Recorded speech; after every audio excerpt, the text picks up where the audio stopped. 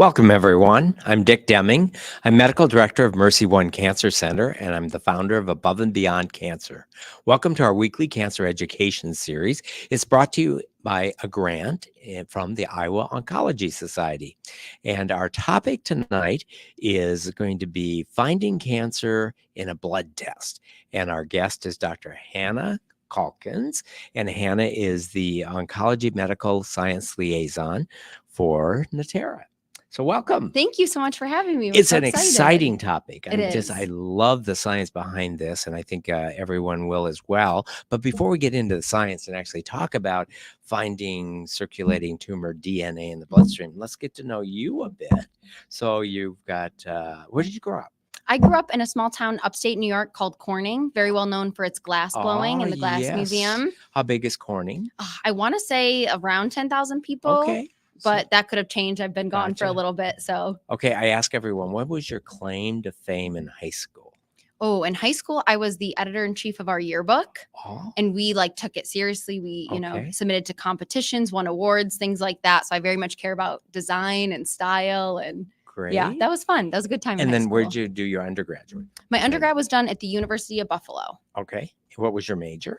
Biological sciences. So when did you decide that biology and science and medical science was something you were interested in?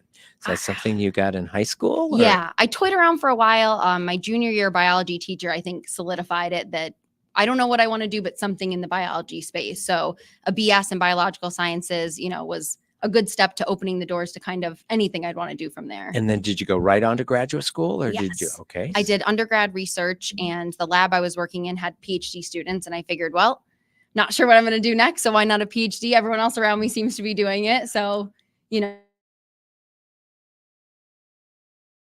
Buffalo, but I did all of my training at Roswell Park Comprehensive Cancer Center in Buffalo. So all my training was there. My degree was through UB. So when you start a PhD program, as I understand, I'm not a PhD, I'm an MD, but I understand that, getting paired with a researcher is a really important thing. How does that process work with the application to be in the PhD program and getting connected with a researcher? Yeah, Roswell Park's program was really interesting. It was an umbrella program. So we all came in without a mentor in mind. It was pretty open, and there was all different tracks, right? You could be in tumor immunology, you could be in a more epigenetic side, you could be in an experimental therapeutic side, which is where I went. So, but it was all medical related. Yes. Yep. But it was biology. Open. So you didn't have to go in with a mentor in mind. And then in your first year, you do rotations. You do about 6 to 8 weeks with different, mentors, and then you pick one from there. So it's really, you're not pigeonholed at the beginning. You can explore any facet of cancer biology that interests you. And which mentor and program did you get connected with? Yeah, so I went in the experimental therapeutics program, so really looking at drug targets for cancer. And I matched up with Dr. Pam Hirschberger. She was an amazing mentor, in and out of the bench in the classroom and everything. So I was really lucky to do my PhD under her. And then your first job after you finished your PhD? I did a quick internship over the summer in pharma, in medical communications and medical training. So kind of dipping my toe in the industry pond. And then from there, I landed at Natera. Okay. So let's talk about Natera. So Natera is the name of the company. And one of the products that we'll talk about is Signatera. And I say that to remind myself which is the name of the company, which is the name of the product. Tell us, what does Natera do? Yeah, so Natera has 3 main business units. Basically, we're utilizing cell-free DNA, which, everyone thinks of DNA as your genetic makeup, but it's typically thought of as being contained inside your cell, right? But your cells actually do shed fragments of DNA, and that's called your cell-free DNA. Gotcha. So when a cell dies, it doesn't just poof, disintegrate. It releases parts of itself, and one of the things that gets released into the bloodstream is the DNA. Yep. So we call that cell-free DNA because it's no longer in the living cell. The cell has died. Which I think is, a common misconception. We all grew up thinking, okay, DNA is inside the cell. There's actually some outside the cell. So Natera utilizes that in women's health to understand fetal abnormalities, prenatal testing in women, in organ health to understand a risk of organ transplant failure. And then in oncology, obviously we'll talk about today, understanding how much residual disease is in the blood from your tumor. Mhm. So 3 So, main products. the one in oncology is actually a blood Yep. test. So we draw the blood, you send it in, and you actually are able to find the DNA from cancer cells Mhm. in the bloodstream. Yes, exactly. So that's a little different than the cell-free DNA. We call that circulating tumor DNA or ctDNA. So I say it's finding the needle in the haystack, right? You're finding the circulating tumor DNA, the needle, among all of the cell-free DNA, the haystack. So really parsing out Right. what's coming from the tumor, can we trace it? How much disease is there? So some of the cell-free DNA in the bloodstream is actually DNA from our own cells. Yes. Yes. Yep, And exactly.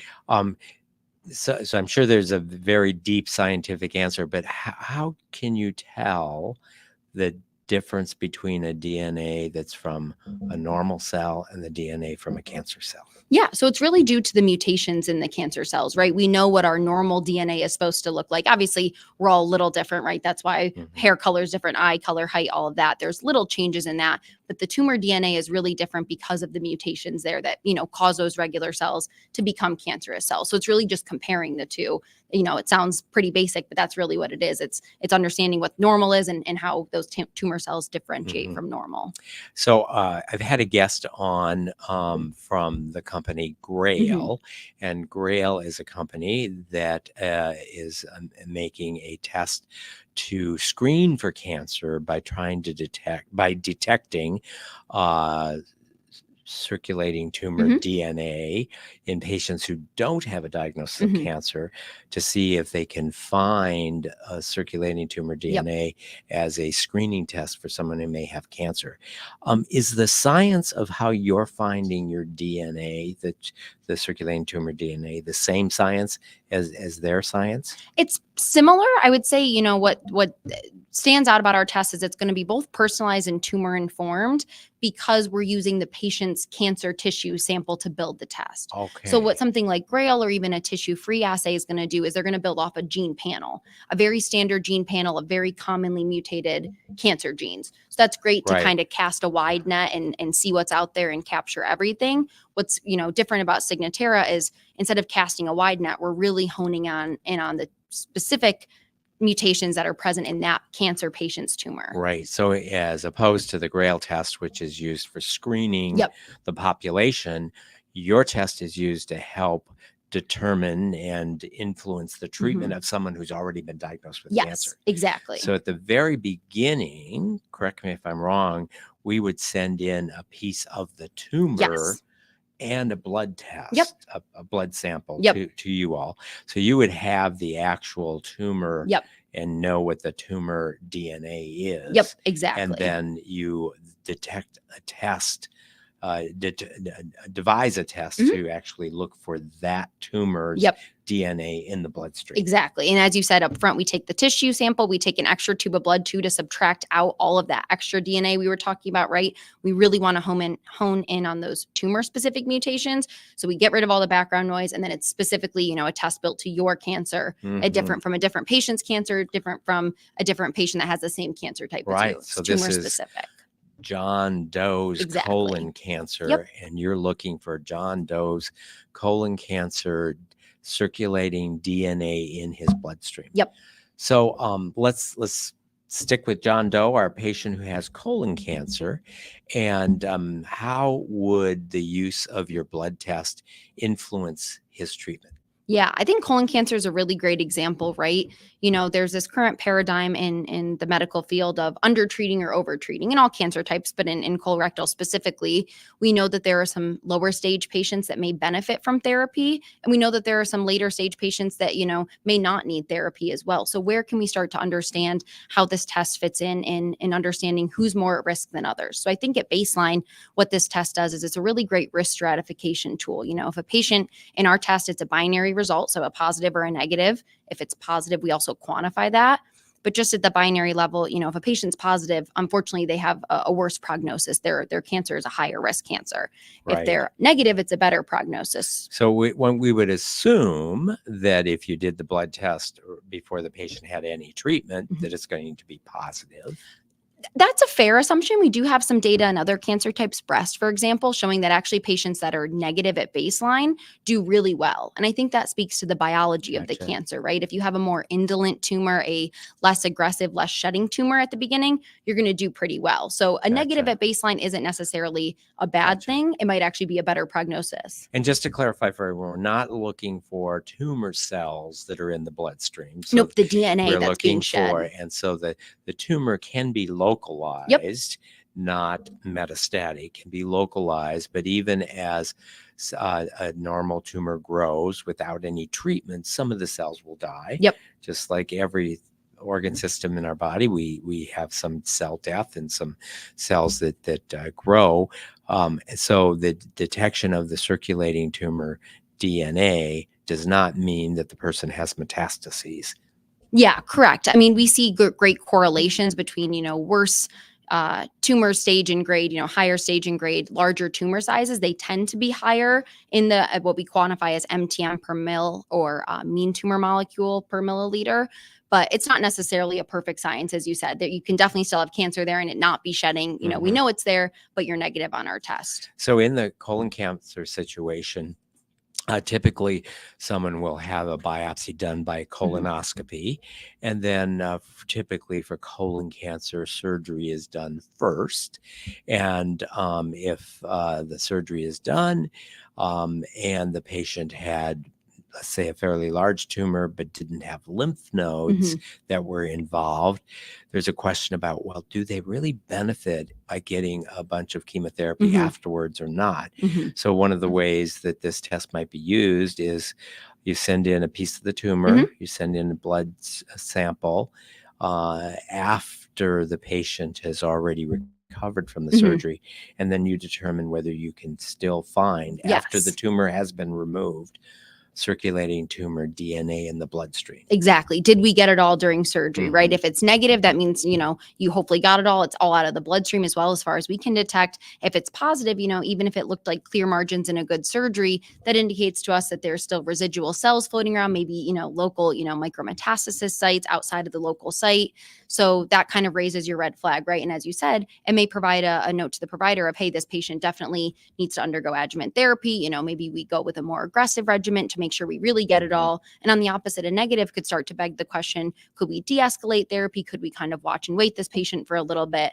It really is up to the provider, but it starts to help you answer those clinical questions. And let's to explore the science a little bit, the studies that led to this testing being FDA approved and being, in the guidelines for how to use it. So for colon cancer specifically, if someone has their tumor removed and you then do the test and it's negative, what do the studies show the likelihood that that person's cancer would recur with or without treatment if they were negative? Yeah. So in colorectal specifically, one of our foundational papers showed that in stage, it was 1 through 3 colorectal cancer patients, that if you are negative at one time point post-surgery, so all we got was one test, the risk of recurrence is about 12%. Okay. So pretty low, which is great.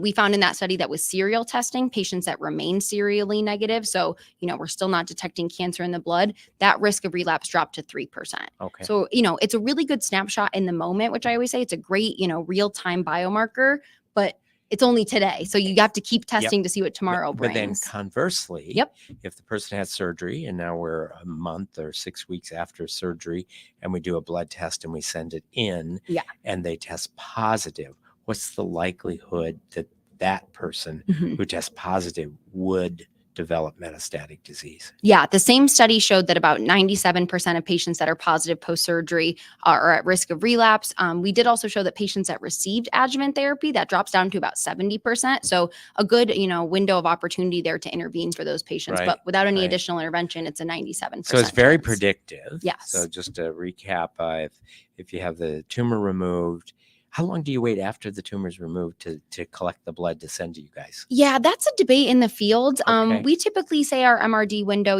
I've seen anywhere from 2 to 10 weeks post-surgery, definitely before adjuvant therapy, right, to help make those decisions. Some people in the cell-free DNA world say, there might be an extra bit of inflammation right after surgery in that cell-free DNA. So again, the haystack that we're looking in to find that circulating tumor DNA, the needle, might get a little bigger in that inflammation phase. So I would say, definitely post 2 weeks after surgery, maybe even 4 to Gotcha. 10 So in the a lot point of our is you need to studies. wait some, but you Yeah. don't want to wait too long because Exactly. you want to use the information to determine whether you're going to give treatment. Exactly. So to summarize, if you have the surgery and then you do the blood test a month afterwards, let's say, and if it's negative, you don't find any circulating tumor DNA, it's very predictive that the patient's going to do well. Doesn't mean that they have zero chance of having metastatic disease, but conversely, if it's positive, a super high chance that they still have cancer in their body, and that even if you can't find it on a scan, then adjuvant treatment would be given. Yes, exactly. Unfortunately, we have that little bit of lead time, right? So there might be a time where Signatera test pops positive and you don't find it on imaging for maybe a few months. But again, as you said, we do know it's coming. So let's, get the plan in place. Let's start the adjuvant therapy, et cetera. But there may be a little bit of a lead time there. So before we had a test like Signatera, it would be okay based on the stage. We're either going to do the adjuvant treatment or not do the adjuvant treatment. And the adjuvant treatment is going to be this recipe for this many months, and then we're going to stop.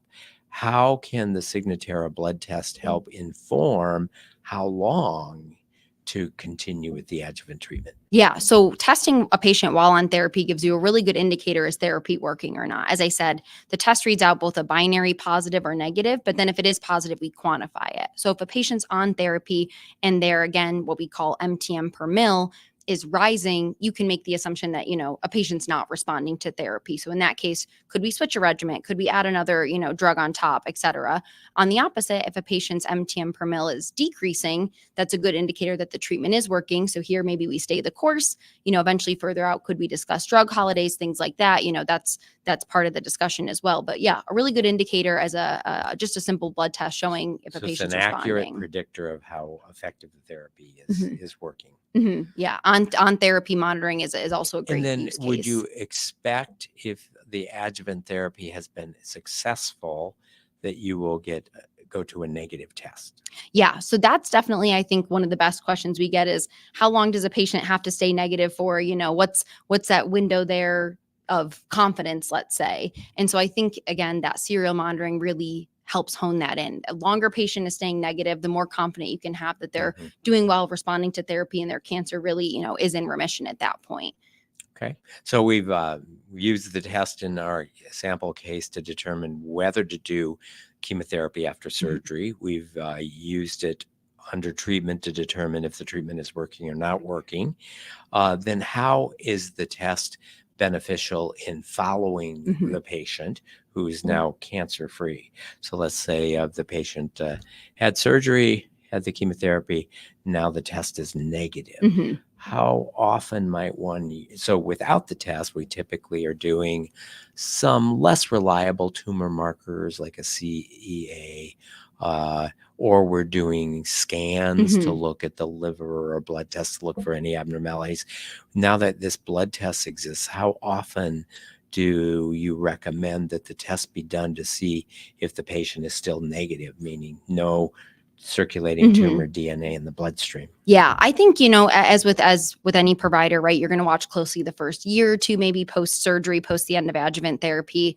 I think definitely intermittently with your scans. If you're scanning every 6 months, why not take a blood test every 3, right? Just an extra little check-in with the patient, knowing, okay, we're negative, let's keep your scan at 6 months. If for some reason we pop positive, maybe we move your scan up earlier. All it does is raise your red flag. I think that's a really good use case, is just kind of intermittently with the scans. But again, as you get further out and you guys get more confident, in making your scans have longer, durations between them, I think it's also appropriate to then space out Signatera. But it's really a test that can be chosen, the duration, as by the provider and by the patient as well. So it's customizable for each patient. So the clinical trials that you've done, when the test becomes positive, but the imaging is all negative, you can't find it on imaging. In your studies that you've done, how long from the time the blood test is positive before you're usually able to detect the cancer on imaging? Yeah. So MD Anderson just did their own study that was really interesting. So they took their CRC patients And and CRC is colorectal cancer. cancer. Yep. They took their colorectal cancer patients, again, post therapy and post surgery. And just in the surveillance setting, they were, taking Signatera tests. And anytime a patient was positive, they scanned on positivity.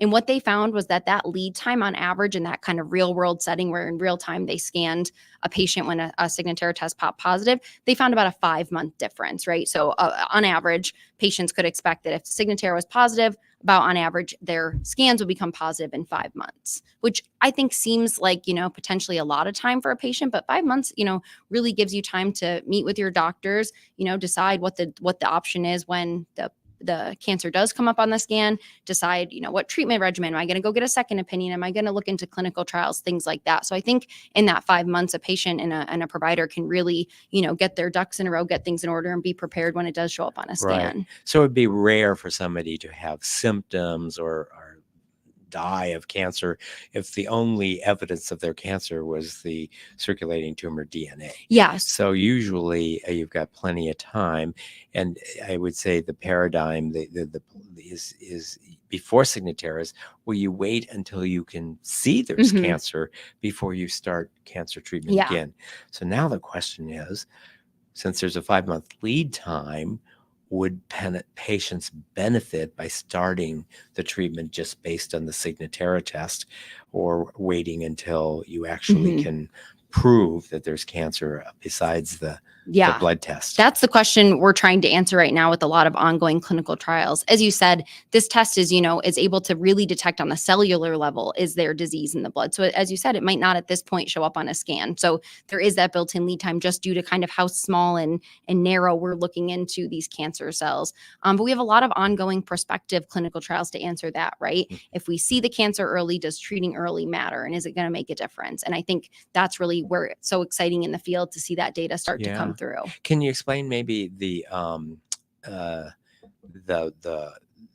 how that clinical trial is being conducted? Is it a randomized clinical trial and patients agree to participate in the study, and what are the 2 different arms or the 3 different arms of the study if someone with colorectal cancer is participating in that study to determine whether treatment based on a positive test versus treatment based on imaging is indicated? Yeah. So currently we have a few U.S. and non-U.S. based clinical trials. I think the non-U.S. based clinical trials are good because we can talk about de-escalation there. I think it's a little bit harder here to have a trial where you have a cancer patient that's going to opt into potentially not receiving therapy, right? It's a scary thing to tell someone, hey, you have cancer, but we're not going to treat you. Just trust us, right? It's going to be okay. So we're fortunate that we have a lot of international clinical trials going on as well to answer that question. So a CRC patient, in the trial that comes to mind, this Circulate trial out of Japan, is if you're positive, you can go into an escalation arm. So we're adding extra additional therapy. And would this be the CRC initial patient. Adjuvant treatment?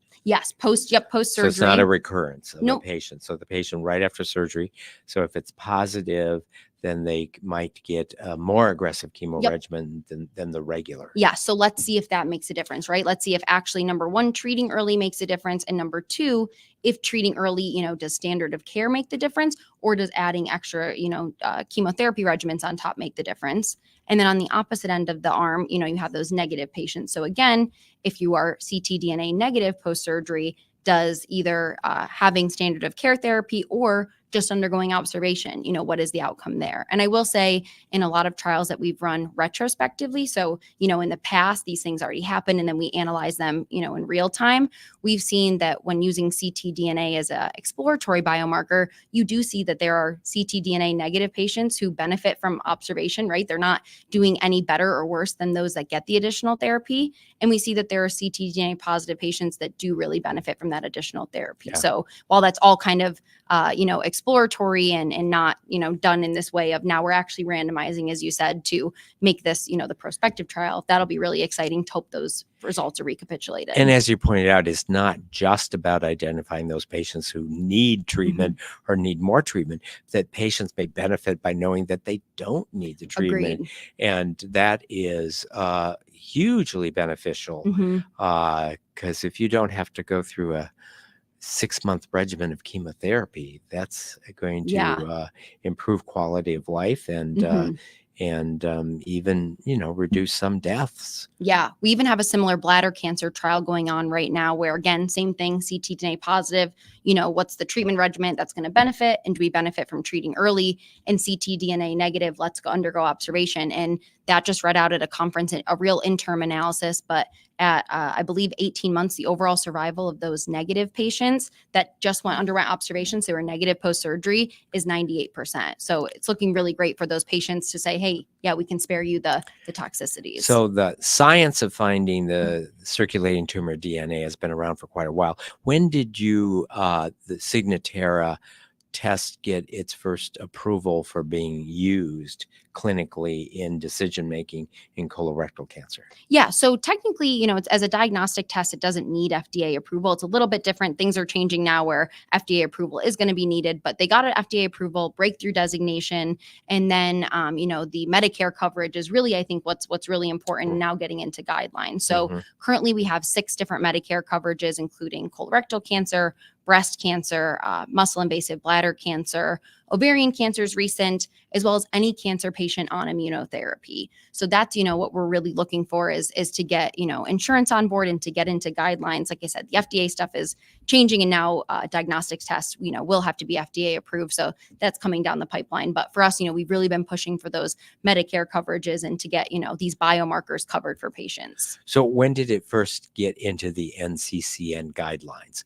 And for those who don't know, the NCCN guidelines are the National Comprehensive Cancer Network, and they're sort of the guidelines that in the United States we use as this is considered standard of care. Yeah, I believe there's only a footnote right now. I don't think it's anything, that's crazy pushing for ctDNA. I believe that there's just a footnote right now. What year did it first get approved for payment by Medicare? Oh, that's a question. That's 2019 is my guess. Okay. But don't quote me on this. So at our cancer center, it's, we're using it, but we're still trying to figure out exactly which situation. We very much support placing patients on clinical trials. And so we've had some of the clinical trials that have been open to us for patients with colorectal cancer using Signatera. But I would say that we're still trying to figure out which are the situations where it is going to be most effective in helping to get the right patient, the right treatment. Yeah. I say all the time, I have a PhD by training, I've never treated patients. That's for a provider, right? My job as an MSL is to come in, speak to you about the data, have a conversation, go back and forth, understand, what might be the setbacks or what might be the questions that providers still want to have answered before they start using the test. And really at the end of the day, patients come to you, right? You have the medical training, right? Your nurses, your staff, everyone has gone to school and done this for a reason. So if there's something, a use case that you guys might not believe in yet, I think that's fine, right? I don't want a provider of mine using a test that they don't believe in either. I don't want you giving me a treatment you don't believe in. So I think this great ongoing conversation is so important to understand what are still the questions that we need to answer. And the clinical trials. Yeah, is what's 100%. so important, because those really will prove whether using the test to actually direct therapy has a positive influence on outcomes in terms of curing more patients, having longer intervals of being cancer-free, and also conversely, whether we can avoid toxicity of treatment safely in some patients who the test may prove that they don't have the cancer. You mentioned, we've been talking colorectal, you mentioned the other cancers. Are there as many clinical trials in the use of circulating tumor DNA in the other cancer types as there is in colorectal? Colorectal is definitely a big one. We have a few different trials going on in breast. Like I said, the muscle invasive bladder cancer one is to me a really exciting trial ongoing. But then we obviously work with clinics, providers, smaller groups to kind of run their own trial. So it may be just a certain site, a certain institute running a trial to get their own data as well. So while we do have some of these wider, national or international trials ongoing, we're always collaborating with whether it's community providers or academic centers to get the data from their patients as well. So there's also a lot of ongoing trials in smaller kind of subsets. You mentioned that it's also useful in patients that are getting immunotherapy regardless of tumor type. Explain why that's the case. Yeah. So as we kind of almost talked about, even in colorectal, regardless of the treatment type, I think the treatment response monitoring is really important. So in immunotherapy, we're not taking any other markers, really just kind of imaging is the assessment of is immunotherapy working or not. So this can give you a really good indicator. Again, non-invasive, you can, take blood more often than you can get a patient in for a scan to help assess pretty early on, is immunotherapy working? Again, if it is, great, let's stay the course, keep going. If it's not, do we switch regimens? Do we add another drug on top of it? How do we pivot to try to make this the most effective? But why would that rationale apply to immunotherapy and not, say, to anybody getting chemotherapy for any cancer? No, I think the test definitely can be used for anyone getting any chemotherapy. Our Medicare coverage that specifically for immunotherapy, I think it can be applied, even radiation So therapy. for some reason, Medicare has said that they will Yes, pay IO. for it for Yep, for patients that immunotherapy. are getting immunotherapy, but they haven't said they'll pay for it for anyone getting chemo for any cancer. So some of our coverages do include the adjuvant setting treatment, right? So the breast, the colon, the muscle invasive, the ovarian, that all covers the adjuvant treatment setting as well. Gotcha. But yeah, it's not this pan, umbrella that the immunotherapy is. But even radiation therapy, we have some great data coming out in radiation that this can be a good marker, again, as a way to assess efficacy of any therapy a patient's undergoing. Yeah. And with the science of being able to find the circulating tumor DNA, it's seems like it's going that science is going to change the way we screen for cancer. It's going to change the way in which we determine whether somebody needs adjuvant treatment. And it's also going to change the way in which we do follow-up looking for cancer. Yeah, it's definitely a knowledge is power kind of area right now, right? This information is available, and if provider and patient feel comfortable, you can know all those different things, right? You can know that kind of real-time molecular marker at any time point in the continuum of the patient's care. Back to the basis of the test, and then we're going to open up for questions. Unlike the screening test where you just send in the blood, as we said from the outset, for this test, you send in a piece of the tumor and you develop the test for John Doe based on his tumor. How do you see that changing over time? And do tumors, once you have cancer, mutate enough that you may need to have another biopsy to narrow your test to any mutations that have happened in the person's cancer over the course of their disease? Yeah, so I'll walk through the process kind of how the test is developed for each patient, right? So as you said, you send a piece of tissue to us, a tumor tissue, right? We're going to take that and do what's called whole exome sequencing. So we're going to look at all of the coding DNA in this patient's tumor, again, to really understand those mutations. Why is this a cancer cell compared to a normal cell? So then that initial tube of blood that we take up front also, again, is to subtract out all that background noise, subtract out the kind of normal cell DNA that's in there. Now we really only are looking at that tumor DNA. From there, we have an algorithm that looks at mutations that are what we call clonal in nature. Cell turned into one bad cancer cell that turned into a bunch of cancer cells. What are those mutations that have been there the entire time?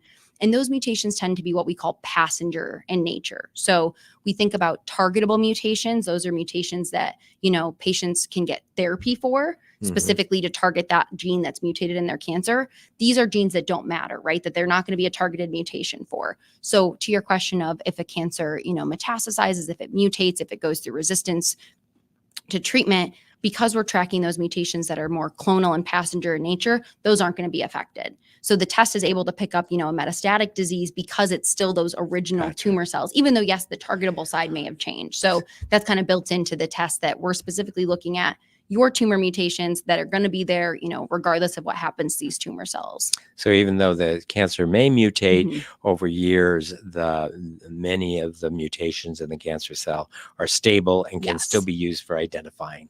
Yes, exactly. And so what we do, from there is each patient, we pick 16 specific mutations for this patient to track, right? So again, yours is different. Your friend with a different cancer type is different. Your friend with the same cancer type is different.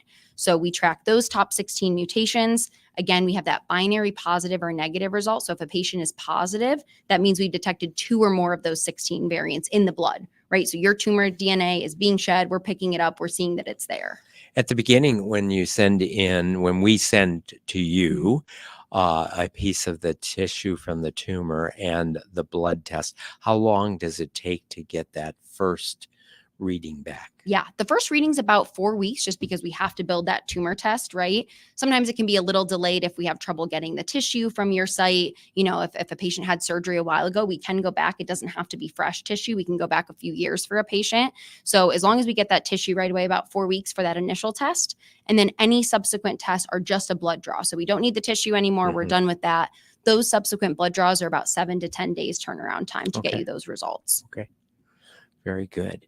What are you most excited about in terms of your company and the different products that you are that you make, and what the trials that you're doing now? Yeah, I think, as far as products, we have a suite of 3 products that's really kind of a one-stop shop, which I enjoy about us, right? You can talk to me, you can talk to your local rep, you can talk to somebody here that can kind of answer a lot of your cancer questions, right? We have Signatera, which is your MRD, your molecular residual disease test that we've been talking about to detect ctDNA. We do have our own comprehensive genomic profiling test. So that's when you take your tumor, you sequence it for those targetable mutations to understand, can we give you a specific therapy? And then we also have a hereditary cancer test, right? So understanding pre-cancer, what my risk of developing cancer is, or post-cancer, do I have genes that are, potentially hereditary and my family members should know about? Gotcha. So I think I like that we are, a one-stop shop for cancer patients, because the world can get very muddy and convoluted, and so many different doctors you're meeting with, prescriptions, you're taking this, that, and the other. So to hopefully provide a little bit of, consistency in one place for everything, I think is great. But as we've been talking about, I think the data is what's going to be so exciting, all of these trials reading out. And you mentioned those 3 different products, and I'm just going to summarize them a little bit, because there are kind of 3 different ways in which genetics or genomics is being used in cancer care. So most of this evening, we've been talking about looking for circulating tumor DNA in the bloodstream of someone who has cancer. But you also mentioned that your a company can also look at all the different mutations that a patient's cancer cells have, and whether they have any of those mutations for which a targeted therapy might have been created to treat that particular cancer. And then the third is what most people think about when they hear genetic testing. Did I get the BRCA gene from my mom? That you can test what we call the germline, or our normal genes. What genes did we get from mom and dad? And do we have any mutations that might make us at higher risk for developing cancer? Exactly. As I said, I think knowledge is power. Obviously, I'm a cancer researcher by nature, right? So I think the more information a patient has about their diagnosis, about, how to communicate that with family members, I think is really important. So offering these 3 tests is pretty exciting for us, that we can, again, try to be a touch point for multiple different aspects of cancer care for a patient. So when you were in your PhD training, did you envision that you would be working with a company that's changing cancer treatment so quickly? So I knew early on in my cancer career, I wanted to be a medical science liaison. I loved being on the bench, but I wanted to come communicate science, whether that was going to be diagnostics or pharma. So you're not the one in the lab that's actually developing. Not anymore. I was. John Doe's algorithm. Okay. Exactly. So I knew I wanted to, I loved the lab science, but actually in my PhD, I did work on trying to target molecular residual disease, right? In lung cancer, that was what my PhD was on. So I somehow ended up at a company that was doing the same thing, right? I would have happily diverted from my PhD, but to work at a company that, again, we're trying to target it when it's the lowest amount possible, right? Is there a possibility to go back in for surgery with curative intent? Is there a possibility to kill just a small number of cancer cells early? That's what I worked on in my PhD. So I think to work at a company that's trying to do the same thing is very exciting. While we don't have the drugs to target it, if we can raise your red flag, hey, it's there, and work with drug companies and figure out the best treatment regimen, then best of both worlds come in together. And you used a phrase that I want to repeat in this molecular residual disease. So typically before we had this blood test to find circulating tumor DNA, the patient would be treated. We do the scans. We don't find cancer. We say you're cancer free. Mm-hmm. Now we might do all the scans and the regular blood tests and say, well, it looks like you're cancer free. But if this blood test is positive, what do we call it? Yep. And so we've come up with the phrase molecular residual disease, that based on the fact that you still have circulating tumor DNA in your bloodstream, we probably can't call you cancer free, Yep. But we don't see any cancer. So we're going to call it molecular residual disease. Yep. Some people have also termed it minimal residual disease too. So, right, same concept, just when it's very little, can we intervene before it becomes a metastatic site, before it becomes, a tumor that's too large to remove via surgery? Can we really catch it when it's at potentially its lowest state? Any part of the science that we haven't explained that you think I should have asked you? No, I think this is a great discussion. As I said, there's so much out there nowadays. The data is really coming. It's just an exciting time to be understanding this world and how it can help, patients as a provider and as a patient, what this means for you and your cancer Well, if you care. think my questions were good, buckle your seatbelt because now we're going to go to our live studio audience, and also those of you who are watching us live streaming right now. This is your chance to ask Dr. Hannah Calkins about circulating tumor DNA and the blood test. Kevin. Yes, you said your test is useful for like 5 different categories of cancer. I had a throat cancer. It's not relative to that?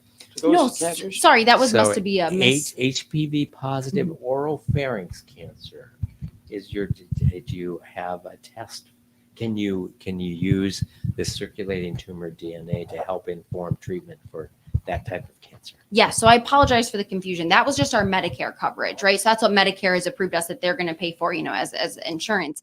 But we can build it for any solid tumor type, right? So for any cancer that has a solid tumor type, if you can send us the tumor tissue, we can build it. So for any other cancer types that are not Medicare covered, we can still build those tests. But those are just technically our Medicare coverages. We have all solid tumor types, and that data is growing in small cancer types and more rare cancer types. We have really great cohorts that are being built of data showing the efficacy of the test in those cancer types. Other questions? A question I think Dr. Deming hit on at the end. I mean, one of the great things about a scan and being declared cancer-free is no treatment or a reduction in the treatment. But if this test is given, your treatment, and they determine that they're positive, do you see that there could be resistance on the part of the patient or maybe even the doctor to step up treatment at that stage? Yeah. So as we said, that treating on MRD, that treating on that molecular residual disease, if scan is negative, but our test is positive, is that going to make a difference? Those trials are all ongoing. I think what's important here is the conversation, right? We know it's coming. What are we going to do about it? When it does come, how are we going to treat it? I think that's important. We also did a patient survey of colorectal cancer patients. I believe there's about 400 cancer patients. And overwhelmingly, the patients said that they felt the test gave them better cancer care. They felt like they had disease-directed care. Regardless if they had a positive or negative result, the patient said they would use the test again. So we do get that question a lot about patient anxiety. And I'm sure there are going to be cases where it definitely makes a patient anxious. But we have seen, in the patients that have used the test that overwhelmingly, it's pretty favorable that this reduced anxiety because they knew this was specific to their cancer. And then they could have better, conversations with their provider. And then secondly, cancers are also different, and there's so many different cancers. Are some scans of cancers in particular, not to say that they're not accurate, but that you're more hopeful of and that you can provide more benefit for because the scans in the past have declared patients cancer-free when in fact you're determining that they're not? I think, you know, that gets to the biology question that we've been talking about. So circulating tumor DNA is shed by your tumor cells. So there are some cancer types that just don't shed as much circulating tumor DNA, prostate cancer, for example. So I think that's a use case where, you know, maybe a negative is kind of taken with a grain of salt. We look at the whole picture because we just know the biology of that tumor. It might not be shedding as much, even though it might still be there and still be active. But and Hannah, would you say it's true that in general, more aggressive cancers Yes. shed more? Yes. And that which is kind of a useful thing, pragmatically speaking, for both the screening and treating, because if you have a very indolent cancer that doesn't cause any symptoms and doesn't result in the death of a patient, you would not want to be finding those on a blood test and all of a sudden be doing treatment for a cancer that doesn't need any treatment. So it's, I think it goes hand in hand with the cancers that are more significant in terms of the likelihood that they could lead to not only symptoms but death are the ones that tend to be the most reliable on the circulating tumor DNA. And I think too, as the technology evolves, right, and we get better at this just as a field, previously cancers like renal cell carcinoma, for example, was thought to be a cancer that did not shed circulating tumor DNA very well. But our test performs really well in renal cell carcinoma. So I think that's always going to be an evolving conversation, something that a year or two ago may have been really hard to detect. You know, as the technology gets better and things like that, that may be a thing of the past. So I think that's a really good ongoing conversation about what cancer type specifically it works well in. And that's a case where, you know, we speak with your provider, we kind of do case reviews as a company, we can provide a little bit of guidance on what we know based on our data. And your question about the patient's desire and what does the patient think about this is very relevant. So I can think of one patient who was offered the test for colorectal cancer. Now, his particular cancer stage was such that chemotherapy was not recommended, but was offered the test. And if the test had been positive, then the chemotherapy would have been done. And this particular patient didn't want to do the test because they felt comfortable that the standard was that they didn't have to have chemo, and were a bit afraid that the test might lead to a different conclusion. Now that the test, you know, we don't know, all the studies haven't been done yet, but whether that was a good decision or not a good decision, but are being followed and monitored without using the test, because that's still a standard and meets the guidelines. And so some patients want to jump at the new thing before we have all of the guidelines worked out, and others are more, you know, let's just follow the standard guidelines, and when you determine that this is something that is useful, then I'll consider it. Another factor that may weigh into it is if they have a type of cancer where insurance has not yet said, we will pay for this test for your type of cancer, and they find out that there may be not only the barriers of getting the test, but that there may be a financial barrier if it's not covered. So that's also comes into play with the conversation with patients. Yeah, I think the shared decision making is just so important, right? I can give all the tools I can to the providers about what data's out there, but then it really comes down to a patient-provider shared decision. And just to make sure that I'm understanding, it sounds like you could be really helpful with cancer in a particular tumor.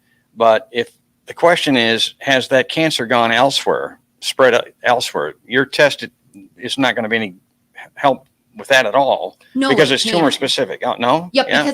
But it is tumor specific. So if your lung cancer, let's say, metastasizes to your liver, the genetic makeup of those lung cells, the mutations that we're tracking will still be there. There's going to be other things about those lung cancer cells that have changed, right, to allow them to metastasize to your liver, for example. But the mutations that we're tracking are present in all of those lung cancer cells. So if your lung cancer metastasizes to your liver, we'll be able to pick it up because it's still those lung cancer cells. But you are right that when you get the positive test, it doesn't tell you Yes. where in the body you have the cancer. It could be a recurrence in the colon right by where the previous tumor was removed, or it could be a metastasis in the liver. But when someone has successful colon cancer surgery, you don't typically get the recurrence there in the colon. And I think, did you say also that the higher the number of circulating tumor DNA cells you got, the more likely it's going to be metastatic? Yeah. And that's why serial monitoring is so important, right? We try not to market this test as a one and done test because it is such a certain snapshot that one negative doesn't mean you're going to be negative forever. So if you're serially monitoring a patient, the goal and the hope is that you can catch it when it's low enough that it may still be localized, right? There may still be chances for therapy, curative intent surgery, things like that, that if you're monitoring across the continuum, hopefully you can catch it when it's small enough. So in that type of scenario, you would still be relying on scans to determine the location? Yeah. So after, everyone asks what to do with a positive test. And again, as Dr. Deming and I have talked about, so much data is going to come out of treating or not treating. But I think right now, if all the test does is raise a red flag to you and the provider and say, hey, let's bring you in earlier for a scan. Let's see how you're doing. Yeah, the scan's still going to tell you where it is, the size of it, the extent of the cancer for sure. So I think it's a really good prognostic tool, good risk stratification tool, and a good, hey, we need to do something. It seems like something's coming. Let's try to scan and figure out where it is and what we're going to do when we find it.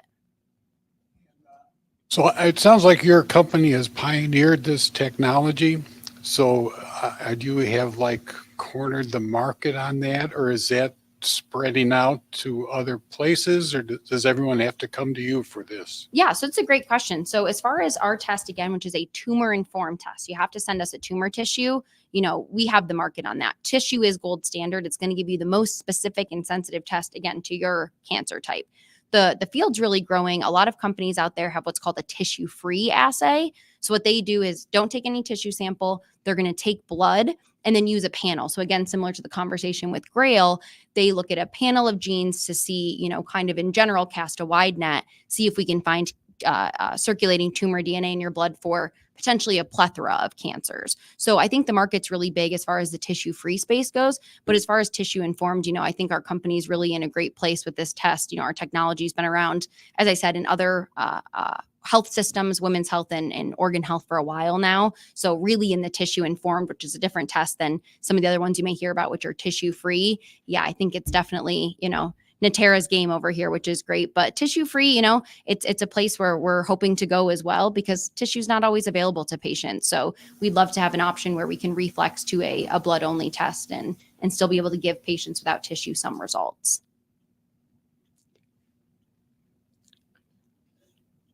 Other questions? We have one in the back of the room here. Hi, good evening. You're alluding to this, but you haven't said it yet. And let's go to your colorectal or your lung cancer example, and you found through your test that you have circulating cancer cells, and it possibly goes to the liver, right? So is that classified then as a liver cancer to be treated? So it would still be lung cancer. So if you have lung cancer that goes to the liver, we call that lung cancer in the liver. Oh, okay. Thank you.